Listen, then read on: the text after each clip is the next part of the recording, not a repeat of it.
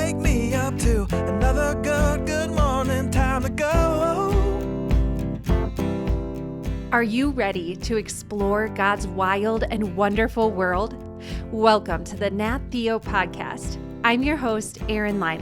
I'm a certified master naturalist, Bible teacher, and author, and I am so excited to dive into God's written word, the Bible, and His created world with you.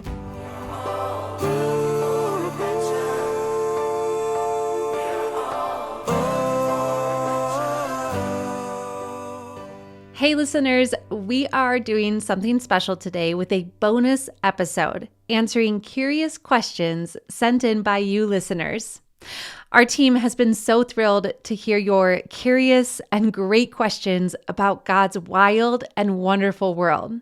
This special episode is made possible by Christian Book, a resource my family loves and returns to time and again for biblical books and resources. If you are looking for reading or activity books, curriculum, science kits, crafts, toys, or gift ideas that spark wonder and reflect God's truth and goodness, Christian Book's online shop and print catalog are the perfect places to find them. So many times when I've been looking for just the right book or gift, I have found it at Christian Book. One way I love using Christian Book is looking through their online shop and catalog to find great, trusted books for my kids, especially novels with powerful and true messages for my older kids. Discover amazing and life-giving resources at christianbook.com or at the link in our show notes. So let's dive in. Here is our first question. Hi, my name is Liam, and I am 8 years old. I live in Florida, and I've got a question for you. Why do sharks stick their fins above the water if they don't have to breathe air above the surface? That is a great question, Liam. Why do sharks stick their fins out above the water if they don't have to breathe air above the surface? You are correct that since sharks are fish, they do not need to breathe air at the surface. They use their gills to collect oxygen from the water. Swimming at the surface actually has nothing to do with breathing.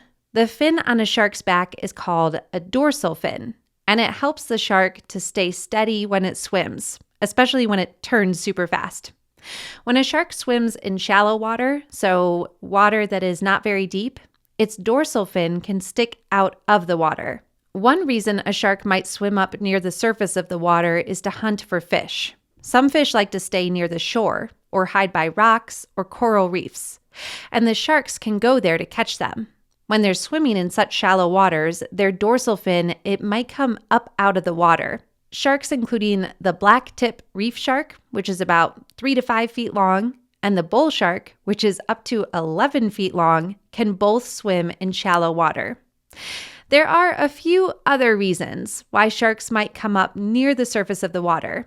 Some species use land features, so things up above the water that can help them navigate, kind of like a map.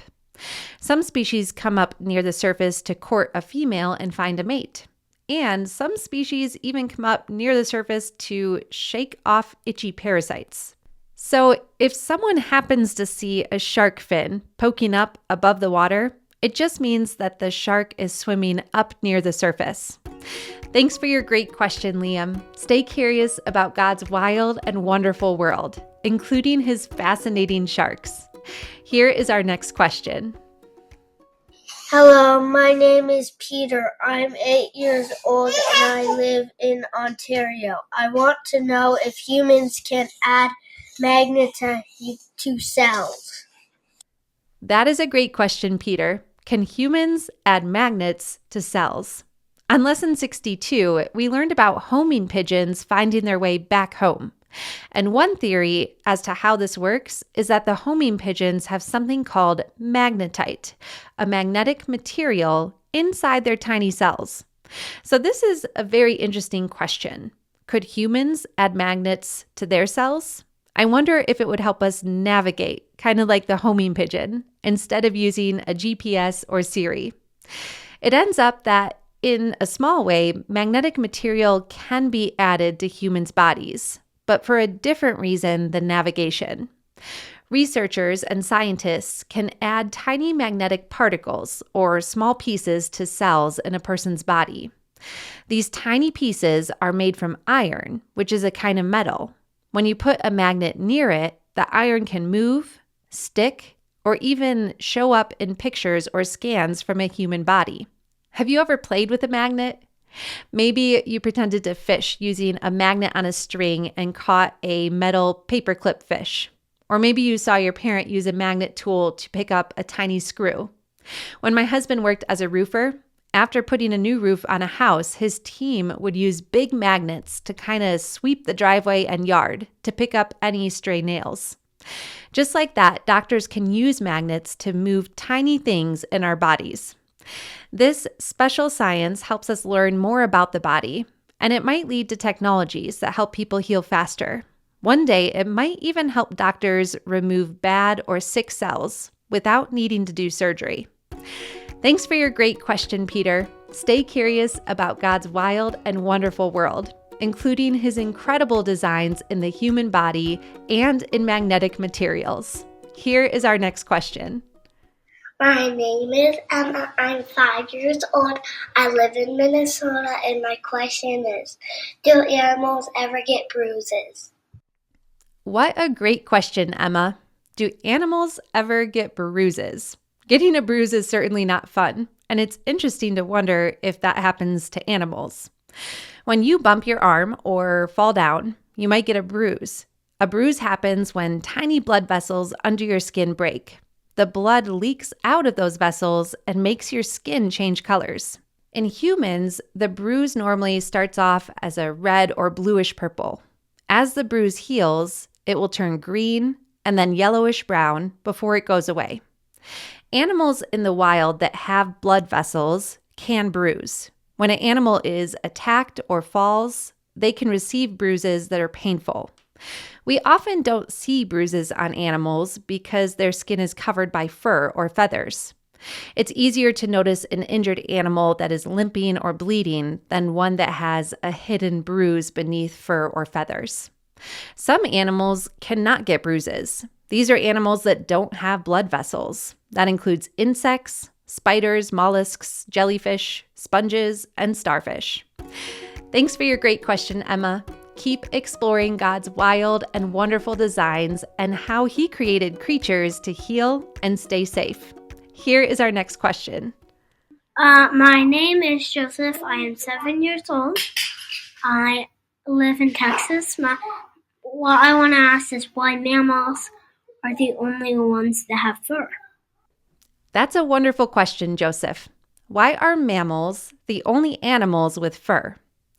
When God created all of the animals, he gave fur to animals that would need it to stay warm or cool.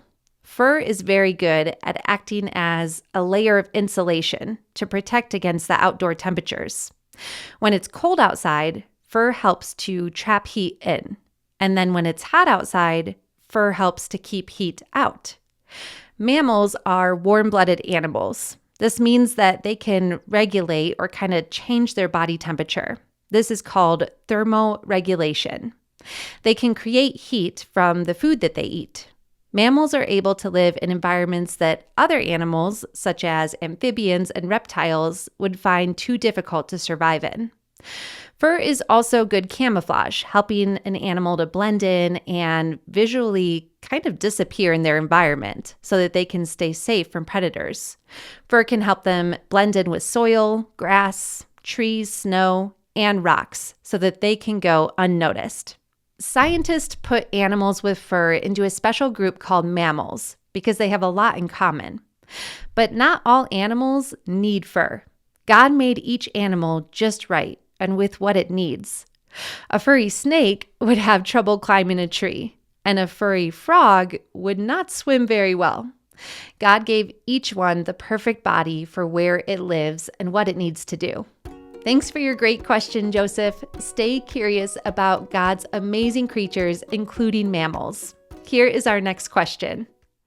Hello, my name's Carrie, and I'm 8 years old, and I'm from Philadelphia, and I want to know, how do octopuses give birth? That is a great question, Carrie. How do octopuses give birth? Female octopuses give birth by laying eggs, and this only happens once in her lifetime. She will lay thousands of eggs and will kind of braid them into a hanging curtain called a festoon. She works very hard to keep her eggs safe and clean. She will squirt water on them to wash away any bacteria and to give them fresh oxygen. This helps the baby octopuses inside the eggs stay safe and grow. After the mama lays her eggs, she stays with them all the time. She does not even leave to eat. She wants to protect her babies from any danger. As she takes care of her eggs, the mama octopus gets weaker and weaker, and she dies right before or shortly after the baby octopuses hatch from the eggs. This is sad, of course, but it's also amazing to see such incredible care that the mother octopus gives to her babies. There is an octopus that prefers to protect her babies while moving through the ocean.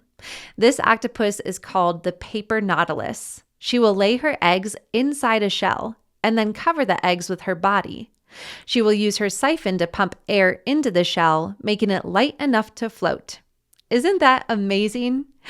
Thanks for your great question, Carrie. Stay curious about God's amazing octopuses and other ocean creatures. Maybe take a listen to lessons 63 or 64 on Nat Theo to learn more about octopuses. All right, one more curious question for today. Hi, my name is Finley. I am 8 years old and I live in Alabama. I would like to know, how do owls turn their head all the way around? That is a great question, Finley. How do owls turn their heads all the way around? Owls have eyes that do not move like ours, so they have to turn their whole head to look around. God designed owls with a whole lot of neck bones, around twice as many as humans have. These bones help owls twist their heads without getting hurt. An owl can turn its head almost, but not quite, all the way around, about 270 degrees, which is almost a full circle. Owls have a special neck that connects to their head in a way that lets it spin more easily. You see, people's necks don't turn as far because our bones are made in such a way to protect us from hurting our necks. Owls also have special blood vessels called arteries that are different from ours. Their arteries go through big holes and can move and stretch without stopping the blood flow. Some of their arteries even cross like the shape of an X, so that if one slows down, the other one keeps the blood flowing. All of these amazing parts, the special bones and stretchy arteries, help owls see everything around them so that they can catch food or stay safe even in the dark. God designed owls' necks very well to turn their heads and see everything around them and to hunt efficiently. Thanks for your great question, Finley. Keep learning about God's amazing owls. Listeners, I love hearing what you are curious about in God's wild and wonderful world. God gave you curiosity for a reason. Your curiosity can lead you to amazing discoveries about who God is and about the wonders in His creation. Job 37:14 says, "Stop and consider the wondrous works of God." That's exactly what we do every time we step outside and learn about God's creatures and plants and amazing wonders in nature. From shark fins to cells and magnetic materials to animal bruises and fur to octopus babies and an owl's incredible neck, we see God's fingerprints all throughout nature. He is a wise and wonderful creator, so let's keep seeking Him out in His wild and wonderful world. A huge thank you to Christian Book for making this special episode possible. Listeners, we love hearing your curious questions and want to encourage you to keep following your God-given curiosity and seeking God's truth and goodness. Head over to christianbook.com or the link in our show notes to discover new books, science kits, nature study resources, and other great materials to inspire you as you adventure in God's wild and wonderful world. If you enjoyed this special bonus episode, please take a moment to send it to a friend and subscribe, rate, and review Nat Theo wherever you listen. Until next time, keep exploring God's wild and wonderful world. We are all loved.